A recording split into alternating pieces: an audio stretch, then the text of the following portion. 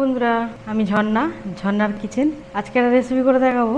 আজকে করব রসুনের চপ। কীভাবে বানায় দেখতে থাকুন, শুরু থেকে শেষ পর্যন্ত ভিডিওটা দেখতে থাকুন। চলুন দেখায়। চলো, এখানে নিয়েছি রসুনের চপ বানানোর জন্য। এখানে নিয়েছি চানা ডাল, ভিজিয়ে রেখে দিয়েছি 2 ঘন্টা জলে দিয়ে। 1 বাটি নিয়েছি, এটা বাটবো। আর এখানে রসুন নিয়েছি, একটা রসুন দিয়ে চপটা বানাবো।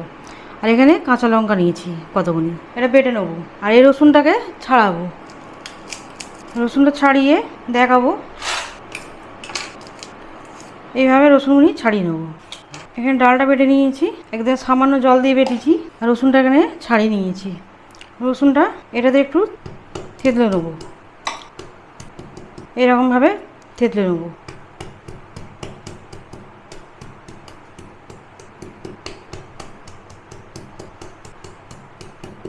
এইভাবে রসুনগুলিকে এটা দিয়ে আমি থেতলে নিচ্ছি, এরকম থাকবে। এই রসুনের চপটা দারুণ খেতে লাগে, অবশ্যই ট্রাই করবেন। আর যাদের সর্দি কাশি এসব হয়ে থাকে, এই চপটা খেলে ভালো লাগবে,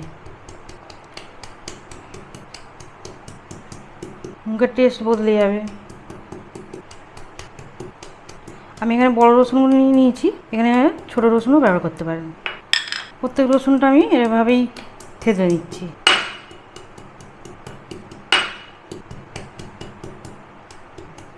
রসুনটা থেতলে নিয়েছি এরকম।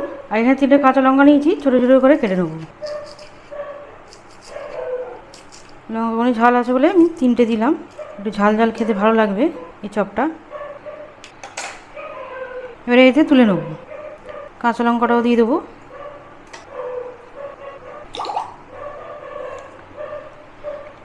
আর এখানে দেবো কর্নফ্লাওয়ার, 2 চামচে কর্নফ্লাওয়ার দিয়ে দিচ্ছি। এই চামচাতে 2 চামচে দিয়ে দিলাম। নুন দেবো পরিমাণ মতো। এখানে হলুদ দেবো 1/2 চামচেরও কম।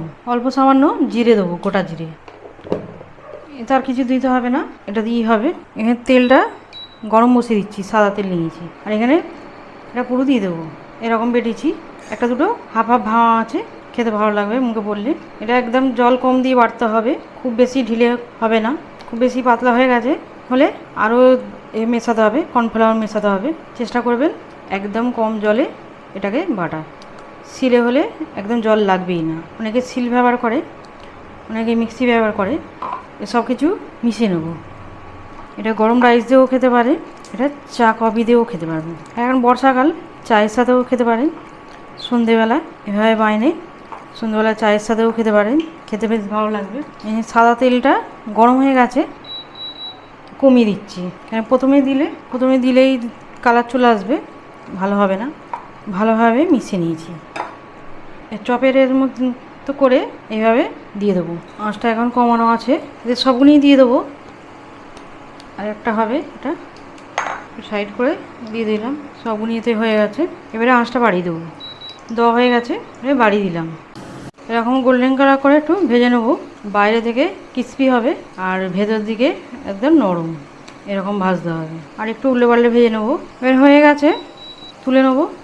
কত সুন্দর হয়েছে, তেল ছেঁকে তুলে নিচ্ছি। একদম গরম গরম ভেজেই খেলে দারুণ খেতে হয়, একদম মুচমুচে হবে বাইরে থেকে।